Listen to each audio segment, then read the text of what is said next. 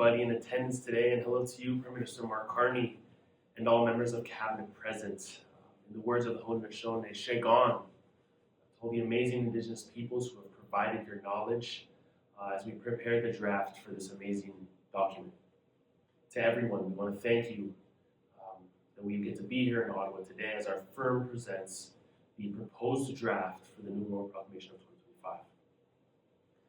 2025. As we begin, we just want to take this chance to give an acknowledgement to the traditional, ancestral, and unceded territory of the Haudenosaunee Nation, whose presence on this land dates back since time immemorial. We recognize the enduring relationship that the Algonquin people have had with the land, river, and the Ottawa watershed, a relationship that continues today. We also honor all First Nations, Inuit, and Métis people that live and reside on this land. It's an honor, my honor and privilege, to present this historic document on this place that you have called home for millennia. To begin with, it's important to recognize that this work did not start in 2025, and it most certainly did not start a confederation long before the Royal Proclamation of 1763. While the proclamation still matters today as it represented the first written commitment between the Crown and Indigenous peoples, at the same time it also imposed language that distorted Indigenous understandings of land and relationship. It was believed by many that this was where Indigenous peoples got their rights from. Where Indigenous nations entered into treaties as agreements to share, the proclamation reframed that land as something that could be unceded, sold, and taken. The shift from sharing to surrender, one to dominance, it altered how the Crown understood its obligation, and it laid the foundation for ongoing land disputes that have lasted for centuries. St. Catherine's Milling, the 60s scoop, all of these events have happened because of the language in the Royal Proclamation. Our work today, and the purpose of this new Wampum Belt, is to help to correct that understanding. The belt serves as a reminder that treaties were never intended to transfer land ownership. They were intended to establish relationships, ones premised upon respect, coexistence, and mutual responsibility. So, on this historic date, my coworkers and I, we would love to present to all stakeholders present what we call the new Royal Proclamation of 2025.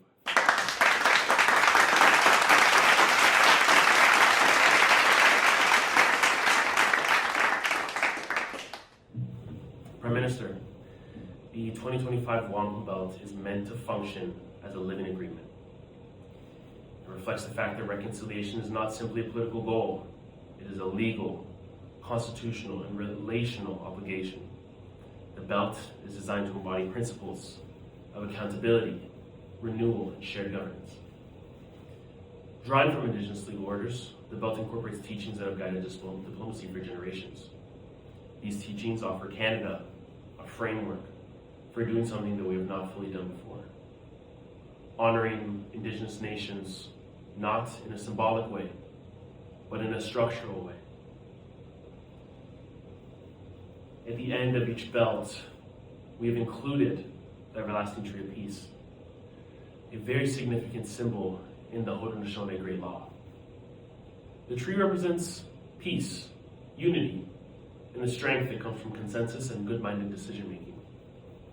The tree teaches that all nations who seek peace may take shelter under its branches. It is a reminder that relationships require protection and maintenance. Peace is not passive. It must be maintained, renewed, and defended. For Canada, the tree symbolizes the commitment to restore relationships that have been damaged through displacement, through environmental degradation, and unilateral decision-making. And it invites the Crown to stand under the same branches of peace that guided the first tree relationships on this land. Which brings us to the Two Row Wampum Belt. At the center of the belt, we draw on the Two Row Wampum, the earliest international treaty between the Europeans and Indigenous nations. Its purple lines represent two vessels, one carrying Indigenous law and the other carrying the Crown. These vessels travel the same river side by side in peace, friendship, and respect, and neither of them try to steer the other's vessels. This teaching remains one of the clearest articulations of what a nation-to-nation relationship is supposed to look like. Coexistence, but not assimilation. Partnership, but not domination. The circle placed between the figures in the center represents renewal. It acknowledges that treaty relationships are not fixed in time. They must be revisited, honored, and maintained, and we both stand at both sides of them. Prime Minister, I'm sure that we can both agree that reconciliation cannot occur without addressing our relationship to land.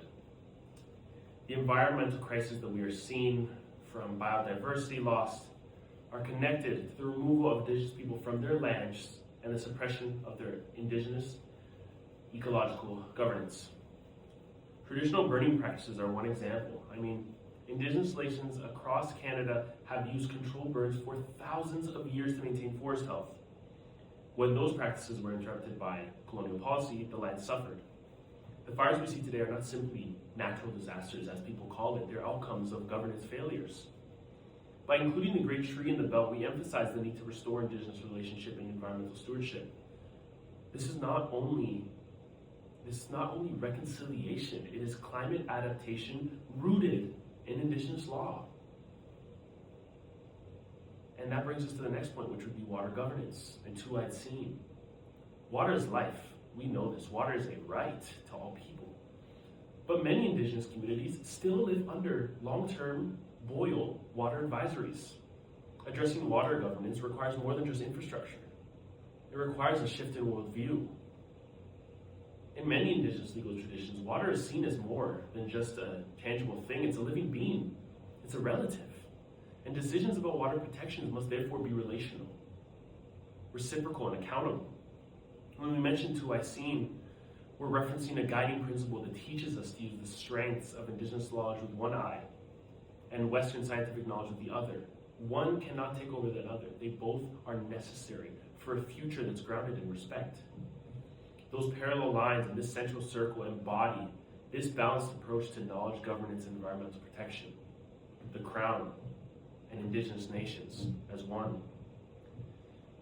Which brings us to the next point of legal integration and constitutional balance.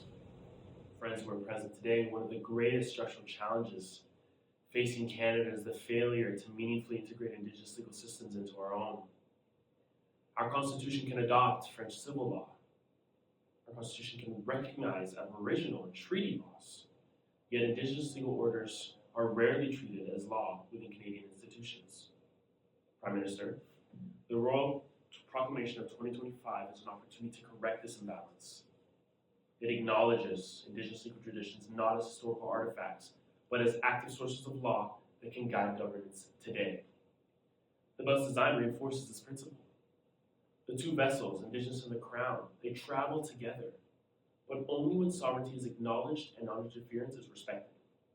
The silver outlines in the Belt call for a relationship that must be regularly polished.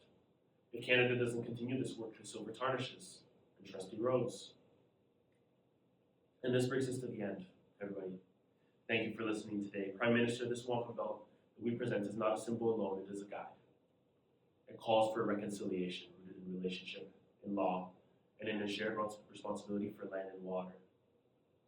What it teaches us is that reconciliation is not an event, it is not a document, and it's most certainly not a speech. It's a sustained commitment to honoring Indigenous sovereignty and legal traditions. It was once said that as long as the sun shines, and as long as the rivers flow, and the grass grows. Friends here today, let's adopt the Royal Proclamation of 2025, and let's change the nature of relationship between the Crown and Indigenous legal nations forever. Our firm presents this document as our draft for the new Royal Proclamation, and we hope that these principles that we have presented will guide relationships between the future of our nations forever and ever.